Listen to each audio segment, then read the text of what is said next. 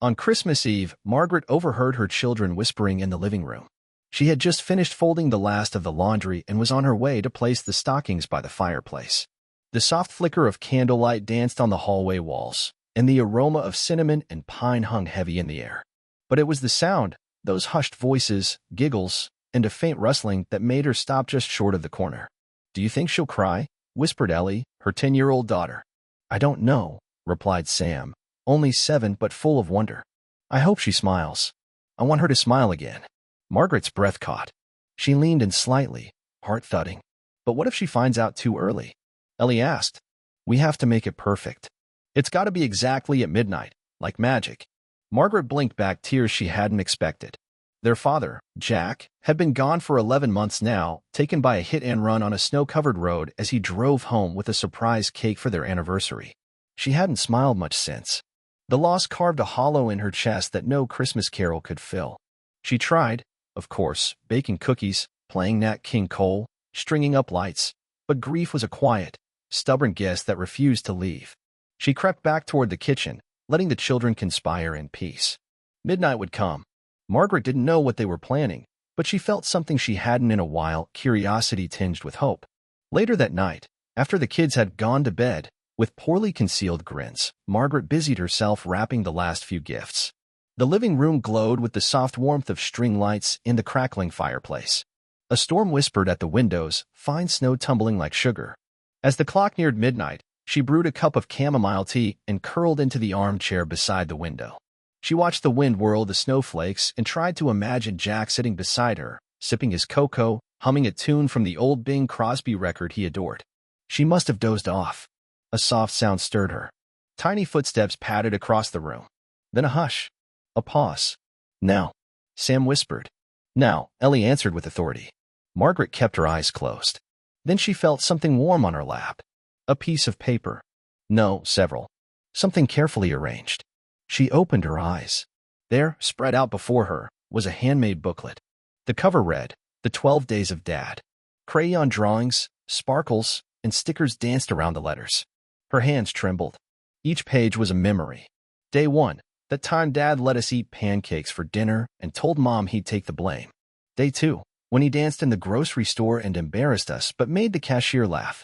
Day 3, the blanket fort that stayed up for 2 weeks. Day 4, how he made you laugh so hard you cried. Margaret covered her mouth. Sam and Ellie stood in front of her, holding hands. Ellie said, "We wanted you to remember him in a good way, not just the sad way." Sam added, "So maybe your heart could feel a little warm again." She reached for them, drawing them close. They smelled of peppermint and dreams. "Thank you," she whispered, her voice breaking. "This is the best gift I've ever received." That night, after tucking them into bed and kissing their foreheads more times than necessary, Margaret returned to the booklet. She read each page slowly, letting the joy seep in like sun through stained glass. She cried, of course, but they were warm tears filled with laughter, memories, and a growing sense of peace. The next morning, the snow stopped. Light spilled across the neighborhood, casting a golden sheen on rooftops. Margaret, feeling lighter than she had in months, pulled on her coat and boots. She walked to the small cafe on Main Street, Jack's favorite place, where they used to sit and watch the town bustle. The same old man behind the counter, George, looked up and blinked in surprise. "You're a sight for sore eyes, Margaret," he said. She smiled for the first time in public in nearly a year. "Merry Christmas, George." Over steaming coffee, they chatted. It turned out George's wife was sick and they couldn't afford the medication. Margaret, who had saved money all year just in case of emergencies, went straight to the pharmacy after breakfast. She handed the pharmacist a check and didn't look back. Later, she drove to the shelter on the edge of town, where her church had dropped off some canned food the week before.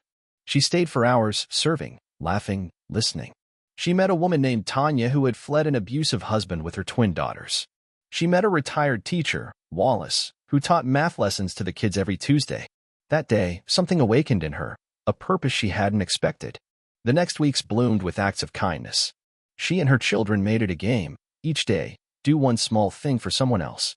They called it the Kindness Countdown. By New Year's, they'd helped repair a neighbor's fence, baked cookies for the nursing home, and shoveled the walkway of a widow down the street. People began to notice. Letters arrived, handwritten ones, thanking them for their light. A local radio station picked up the story and invited Margaret in for an interview. She hesitated at first, shy and still grieving, but something in Ellie's eyes gave her courage. "I want people to know," Ellie said, "that you don't have to be famous to change someone's life." At the radio station, Margaret's voice quivered as she told her story.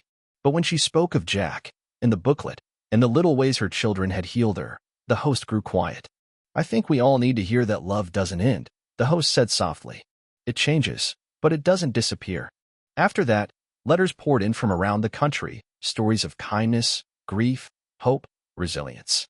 Margaret made time to read each one aloud to her children after dinner. By Valentine's Day, the kindness countdown had inspired dozens of families to begin their own versions. A package arrived from Montana. Inside, a quilt made of scraps, each square embroidered with a note from someone who had been touched by their story. Margaret hugged the fabric to her chest. In March, she spoke at the community center. Then in April, at a school. Then a women's group in Kentucky flew her out to share her journey. By summer, a publisher approached her about turning her story into a children's book. And still, every night before bed, she read a page of the 12 Days of Dad. It remained their sacred ritual. One night in July, as fireflies blinked outside the window, Sam asked, "Do you think Dad knows we're doing all this?" Margaret smiled. "I think he knows everything that matters."